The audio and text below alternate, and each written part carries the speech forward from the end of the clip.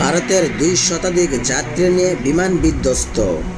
ভারতের পশ্চিমাঞ্চলীয় শহর আহমেদাবাদের বিমানবন্দরের কাছে এয়ার ইন্ডিয়ার একটি বিমান বিধ্বস্ত হয়েছে।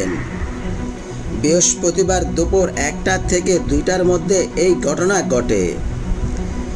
স্থানীয় টেলিভিশন চ্যানেলগুলো জানিয়েছেন, লন্ডনের গাটউইক বিমানবন্দরগামী বিমানটিতে 2 শতাধিক যাত্রী ছিলেন।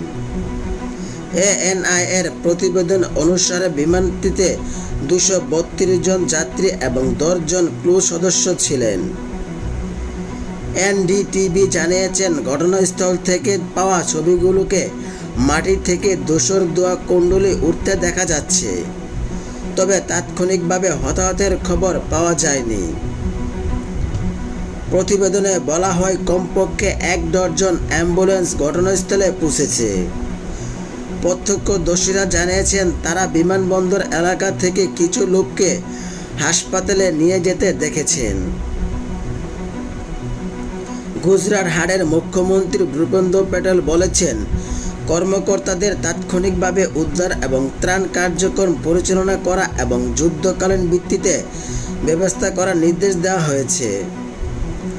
ভারতের বেসামরিক বিমান চলাচল অধিদপ্তরের প্রধান ফয়েজ আহমেদ কিদওয়াই অ্যাসোসিয়েট প্রেসকে জানিয়েছেন, বিমানবন্দরের বাইরে মেঘানীনগর নামক একটি আবাসিক এলাকায় বিমানটি বিধ্বস্ত হয়েছে।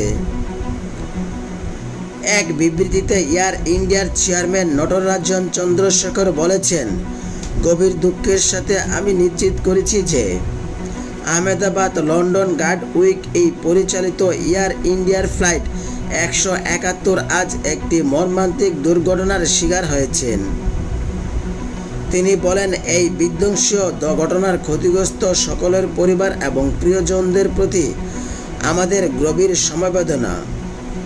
এই মুহূর্তে আমাদের প্রাথমিক লক্ষ্য হল সমস্ত ক্ষতিগ্রস্ত মানুষ এবং তাদের পরিবারকে সহায়তা করা।